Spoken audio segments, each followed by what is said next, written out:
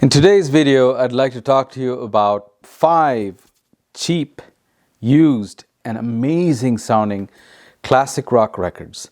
I bought these used anywhere between $6 to $12 at my local record store. These are by no means the best 5 or the best albums by the artists. They just happen to be in my rotation. Besides the awesome music, these records make me love my hi-fi setup, and I'm limiting them to 5 so I can keep this video contained in length. Please be sure to watch till the end as I mention an example of how an inexpensive budget hi-fi setup can bring you a lot of musical joy. First album, Little Queen by Heart. This one's definitely worth seeking out, especially this half-speed remastered extended range audiophile pressing. I will talk about the hi-fi quality in a bit, but focusing on the music of this album first. The first track, Barracuda, is of course one of their most popular hits. Yes, it's a radio song, sometimes played to death on your classic rock radio station, but it still pumps me up with that big, brawny, galloping guitar intro. So this song is described by Heart as a sophisticated song of revenge against some sleazy guy in the record industry back then who made some very inappropriate comments about Ann and Nancy Wilson. You have to play this song loud, and the propulsive bass lines and the percussion work, and Ann Wilson's voice gets me going. The perfect, angry, energetic classic rock track. The next 3 songs on that side are a bit different. They bring this medieval atmospheric feel while listening. The song Love Alive has some gorgeous vocals from Ann Wilson, and she also plays the flute on this track. Lovely melody and relaxing, easygoing song. The song Dream of the Archer is another sweet track with this medieval feel. Just like the track Barracuda, it showcases some of Ann Wilson's amazing vocal range. And when she hits her high notes on this one, it just gives me goosebumps every time. And those mandolins in the song sound so beautiful. The tracks on side B are pretty awesome as well. The last 2 tracks finish off this album with such artistry. They're called Cry to Me and Go On and Cry. And Wilson's vocals are so emotive. The last song, to me at least, has this magical, wizard-like, spellbinding feel when listening to it. Combination of that electric guitar, the piano, the keyboards, and that big, punchy sound of the kick drum. This particular half-speed version is significantly better sounding than the normal LP release. I have both, and in my system, the vocals come through like she was singing in the room. The energy from the strings of the electric guitar make it sound like the real thing. Same with the weight of the body, weight of the piano notes, the massive punch and feel of the kick drum. I'm telling you guys, this half-speed remastered version is absolutely worth seeking out and adding to your collection. Next album. This is the self-titled Crosby, Stills and Nash. This particular album is their best-selling album.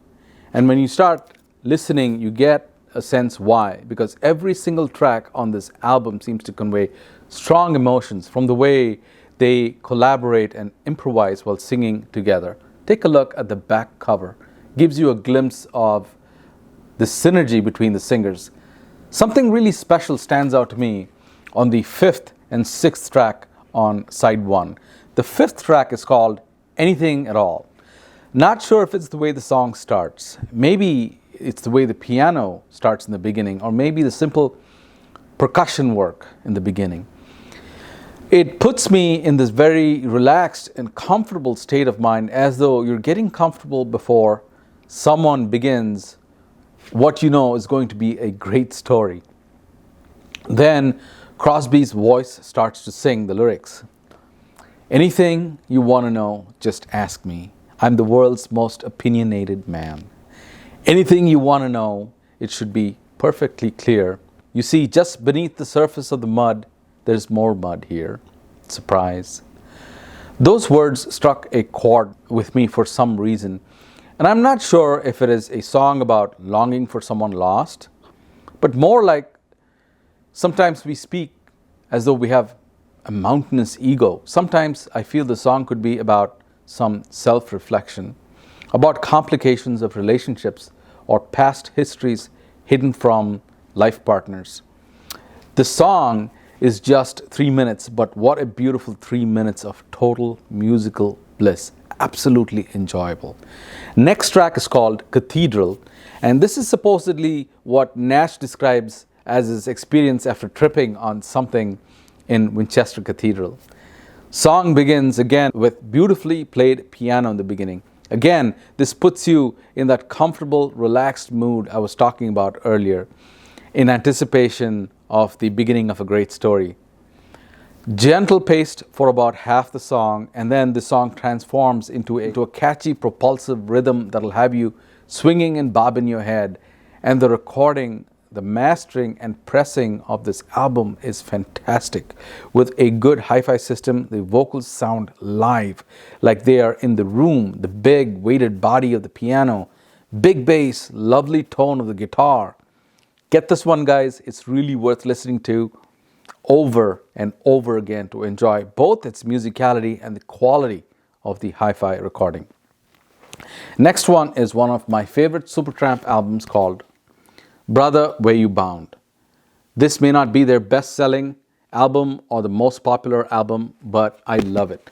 Released in 1985 with such fine musicianship, this is an ordinary pressing by A&M Records, nothing fancy. Addictively punchy, melodious bass lines throughout this album. Gorgeous sounding saxophone and fantastically recorded and mixed in vocals. Every track is a spellbinding rock melody. First song is called Cannonball. Has this happy, groovy pace to it, fantastically layered keyboards, a beautiful saxophone. The second song, Still in Love, starts off with beautiful saxophone and Rick Davis singing and playing the keyboard on this catchy rhythmic tune. The next song, No In Between, this track has beautiful vocal delivery again. Lovely keyboard playing, of course. Gorgeous saxophone. The lyrics say that there is no in between. Either you're up there or you're down scurrying around. And when you're up there, they can't wait to tear you down. Just like a treadmill, you find yourself running around. Maybe it's his story of success as a singer and the difficulties he faced after reaching his success. Then right after the words, the lovely melody of the saxophone just filled up my aural senses. Just lovely songwriting and a brilliant song. So this next song, Better Days, is my favorite track in this album. It's about political propaganda. I think this song was written right at the beginning of the Reagan era in the US, about how politicians, people in power, seek to promise and brainwash the common working man. This song is very powerful, extremely musical. This is an album you must discover if you have not already. Yes, the albums Breakfast in America and Crime of the Century definitely eclipse this one in sales. But my love for this album is pretty strong. Seek this one out, guys. You will love it. Next album is called Signals from the band Rush. This is from 1982, maybe their 9th or their 10th album already. It starts off with a bomb of a song called Subdivisions. Pulsating rhythm from a combination of bass guitar and keyboards and Neil Peart's drumming, and it sounds amazing. I'm telling you, if this were to be a popular radio song, then more people would be getting speeding tickets. There is so much energy in this song, along with some great songwriting. It's almost as though Peart's drumming can stand alone without needing the rest of the group's ensemble to be a musical treat. Same thing could be said about the third track called Chemistry. Pulsating drumming.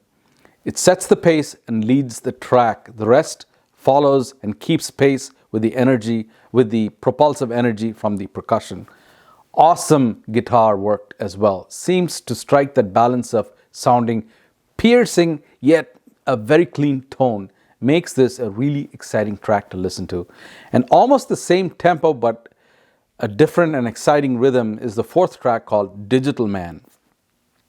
Combination of the drumming and the bass guitar sets the tone for this song, and the vocals come on with such authority and range, it'll grab your attention. But my favorite track on this album is the Weapon. That's the first track on side B. That sound, that power, and that texture of the skin from the kick drum is breathtaking. The sound of the smashing of the hi-hats reveal so much texture from the effect of a wooden stick hitting cymbal discs and the explosive air that comes out from this instrument. The lyrics are also very thought-provoking about weaponizing fear. And this album is recorded so well. I'm really impressed, but not surprised. Almost all of Rush's albums are extremely well recorded. If you're not a Rush fan, this album, or at least the songs I've mentioned in this album, just might be your stepping stone into the wonderful music by Rush. Next album is David Gilmour's self-titled debut release. The first track is Mihalis. Beautiful, clean rhythm and lead guitar. About 3 minutes into the song, a pleasing but crushing distortion kicks in, and soon after that, almost as though in contrast, a beautiful, clean lead solo emerges. Outstanding instrumental track to begin this album. The next track, There's No Way Out of Here, has some more melodious lead solos and awesome vocals from Gilmour. So Far Out is a mellow paced track, but also has the signature singing style and lead guitar by Gilmour. One of my favorite tracks on this album is called Short and Sweet. No complicated chords or riffs here, just very sweet and catchy tune to the song. Mellow, relaxed, and psychedelic like the usual Gilmour style. My next favorite track is Raise My Rent. It's a solid instrumental track. Smooth guitar solos by Gilmour with a nice catchy bass line. This whole album is recorded really well. Big tone from the bass guitar and the guitar solos. So all these albums sound great with lovely tone and body. And you don't need an expensive hi-fi system to enjoy these records. I thoroughly enjoy these repeatedly on my budget Riga Planar 1 record player. This record player is so nicely priced and could be the only turntable for a music lover. Also, check out my other video on some affordable funky jazz records as well. Please do comment below on some of your favorite awesome sounding classic rock records you may have found lately used for cheap.